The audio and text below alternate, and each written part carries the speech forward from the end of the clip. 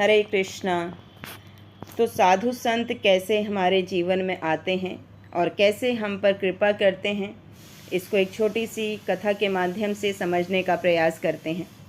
एक बार दो पति पत्नी गाड़ी से कहीं जा रहे थे। मार्ग में उनकी गाड़ी खराब हो गई और ख़राब भी ऐसी जगह पर हुई जहाँ पर ठीक करवाने की कोई व्यवस्था नहीं थी। रात का समय था, अंधेरा चारों ओर था।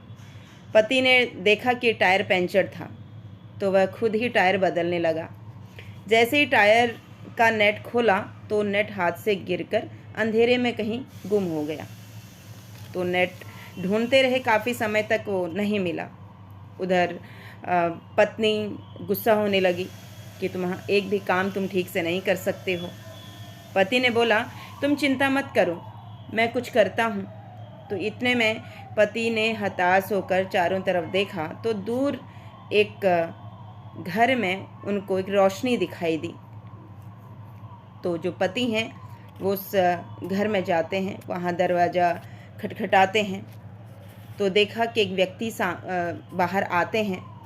तो पति ने उनसे कहा कि आप मेरी मदद करेंगे, मेरी गाड़ी ख़राब हो गई है, रात के अंधेरे में मेरी पत्नी मेरे साथ में है। तो वो व्यक्ति बोला कि यहाँ तो सब पागल ही रहते हैं, ये तो पागलों का घर है और मैं उन पागलों का मुखिया हूँ। तो पति ने कहा कि मुझे मदद की ज़रूरत थी। तो तब उस जो पागलों का मुखिया था उसने कहा, ठीक है, चलो मैं तुम्हारे साथ चलता हूँ, मैं तुम्हारी मदद करने की कोशिश करता हूँ। तो वह व्यक्ति उनको अपनी गाड़ी के पास लेकर आया और उसने गाड़ी देखी तो उसने जो पागलों का मुखिया था उसने कहा कि तुम अपने चारों टायरों से एक एक नट निकालो और चौथे टायर पर लगा दो। अब चारों टायरों में तीन तीन नट से चल रहा था। तो इतने में गाड़ी चलने लग गई।